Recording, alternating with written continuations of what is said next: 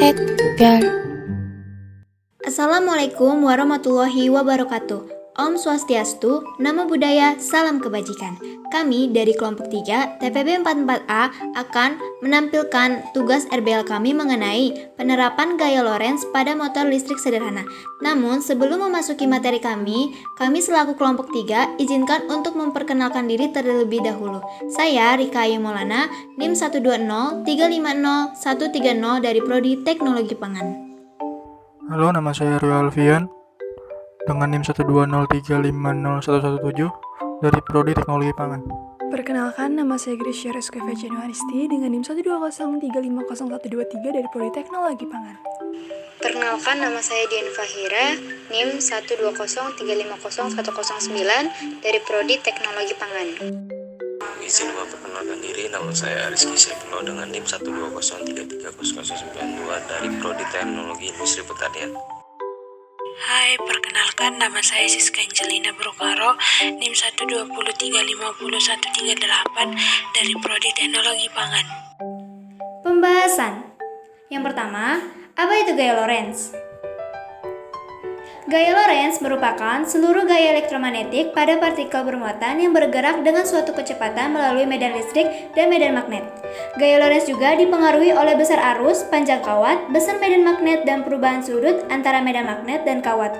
Gaya Lorentz ini juga yang menyebabkan kumparan dapat berputar, sehingga terdapat momen putar pada kumparan yang dirumuskan sebagai berikut ini. Motor listrik adalah alat untuk mengubah energi listrik menjadi energi mekanik. Motor listrik memiliki dua bagian utama, yaitu stator dan rotor. Stator yaitu bagian motor listrik yang diam, lalu rotor yaitu bagian motor listrik yang bergerak. Motor listrik dibedakan menjadi dua. Pertama, motor listrik arus bolak-balik AC atau alternating current. Kedua, motor listrik arus searah DC atau direct current. Percobaan ini membuat motor listrik jenis DC. Motor listrik bekerja dengan prinsip gaya Lorentz. Motor listrik arus searah jenis DC adalah jenis motor listrik yang beroperasi dengan sumber tegangan arus listrik searah atau direct current. Alat dan bahan yang kami gunakan yaitu penjepit kabel listrik, tang, kabel yang akan diambil tembaganya, solatip, gunting, baterai, peniti, amplas, magnet, tembaga 3 lilitan, dan tembaga 4 lilitan. Selanjutnya, prosedur kerja dalam pembuatan alat.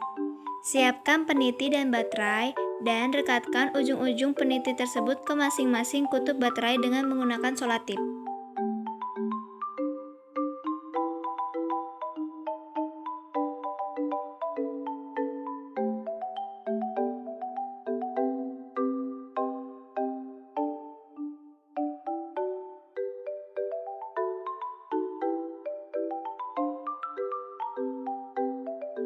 Kawat tembaga yang sudah dililit menjadi kumparan akan diamplas pada beberapa penyangga kumparan. Kami di sini melilit kawat tembaga sebanyak 4 lilitan. Lalu masukkan penyangga kumparan ke tiap lubang peniti tersebut.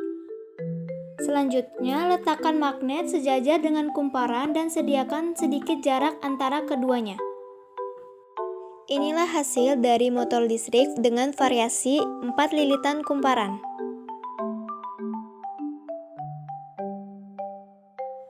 Dan pada percobaan kedua, kita menggunakan motor listrik dengan variasi 3 lilitan kumparan. Faktor-faktor yang mempengaruhi besarnya gaya induksi elektromagnetik yaitu yang pertama, banyaknya jumlah lilitan, maka semakin banyak lilitan maka semakin besar nilai gegelnya. Yang kedua, besar kuat medan magnet atau kekuatan magnet. Jadi semakin kuat magnet yang digunakan, maka semakin besar pula nilai gegel dan arusnya. Yang ketiga, kecepatan gerak magnet yang keluar masuk kumparan. Hal ini dikarenakan menyebabkan semakin cepat perubahan medan magnetnya sehingga gegelnya juga semakin besar. Yang keempat, lilitan terbuat dari bahan ferromagnetik seperti besi dan baja. Yang kelima, semakin banyaknya sumber energi yang digunakan maka semakin cepat gerak kumparan. Sekian dari tugas RBL kelompok kami. Mohon maaf bila ada kesalahan. Semoga apa yang kita sampaikan bisa bermanfaat untuk teman-teman semua. Wassalamualaikum warahmatullahi wabarakatuh.